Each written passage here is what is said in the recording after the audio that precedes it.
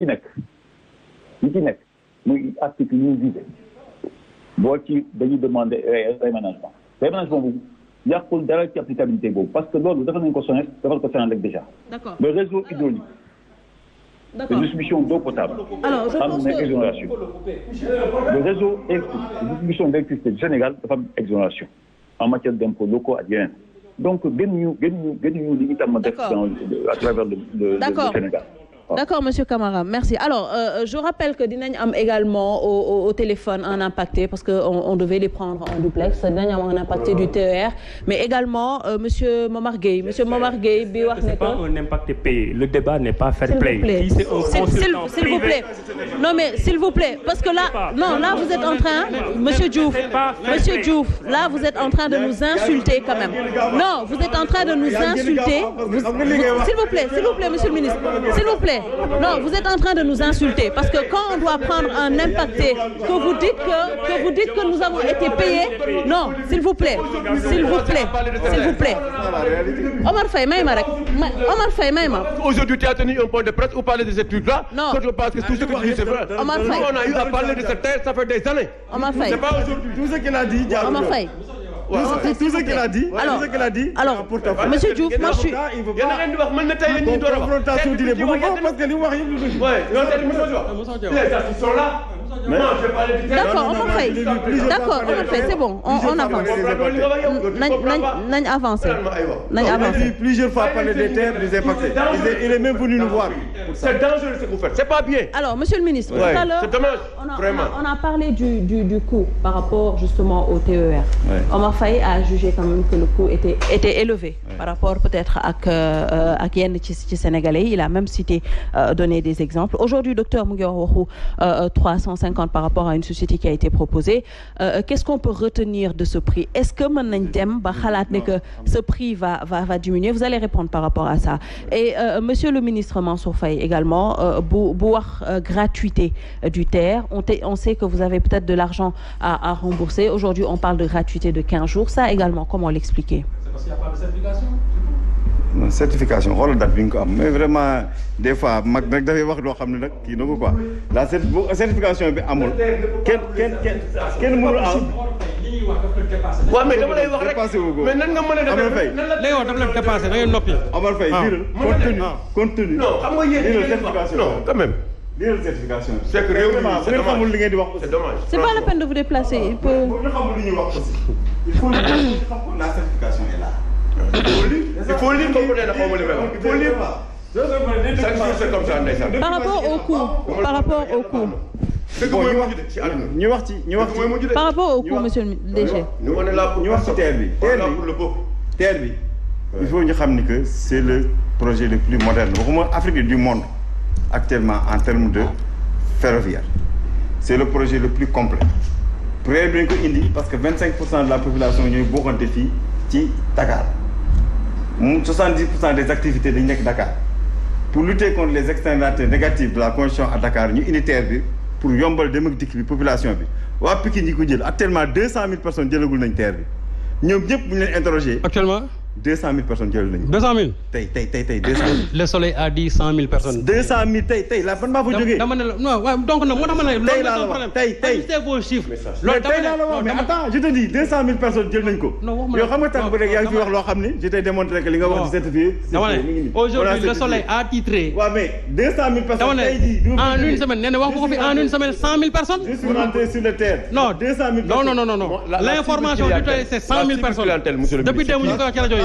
La cible clientèle. Attends, je réponds. Chaque fois, il faut pas gonfler les chiffres. 200 000 personnes jël nañu terre bi. 100 000 personnes. 100 000. 100 000, c'est pas 200 000. ñi ko jël. C'est 100 000. Ah d'accord, 100 000 personnes jël nañu terre bi, d'accord, c'est bon.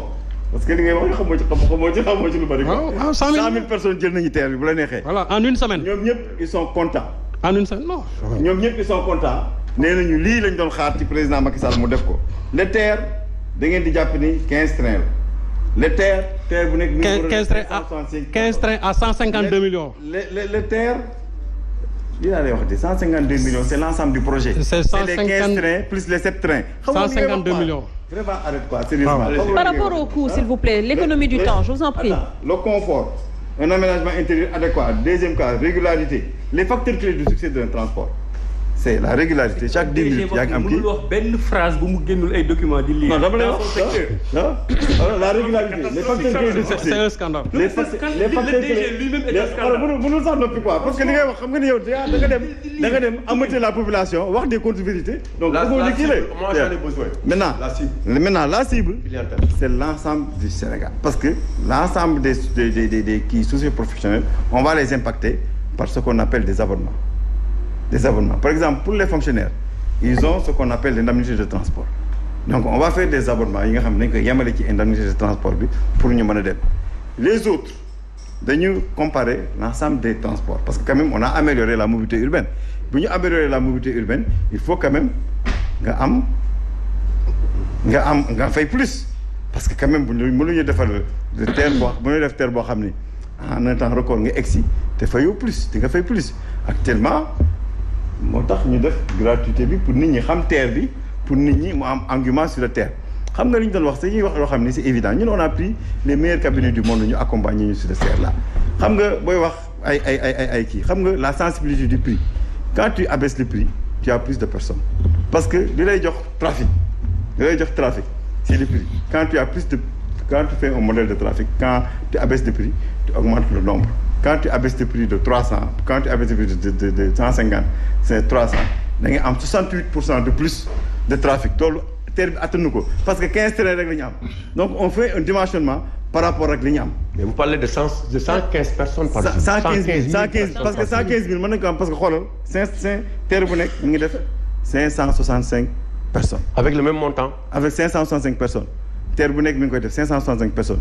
Terre Bounek, dina def 10 minutes bu nekk benn terre dina ñëw donc dinañuy def à peu près 196 voyages xoolal minute bu nekk 1 heure bu nekk di nga def 6 voyages yaa ngi daw 22 heures ba kii donc yaa ngi daw après 16 heures boo ko multiplier dinañu am 115 000 voyages loolu mooy potentiel mooy la capacité maximale du terre dama lay wax aussi li ngay wax les 152 là c'est l'ensemble des 22 trains 15 trains rek la ñu fayagul c'est 106 wax nañ ko chiffres yi ma la wax c'est concret.